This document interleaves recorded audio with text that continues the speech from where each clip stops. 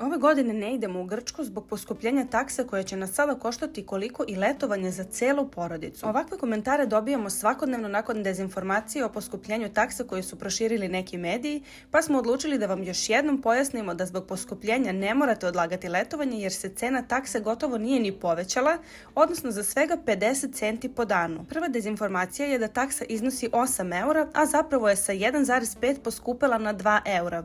Druga dezinformacija je da se taksa naplaćuje po osobi, što također nije tačno.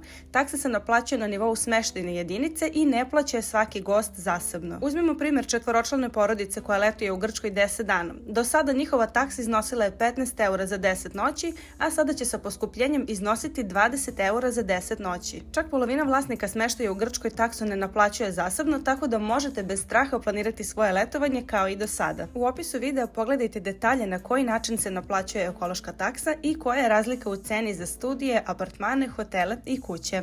Vidimo se na moru!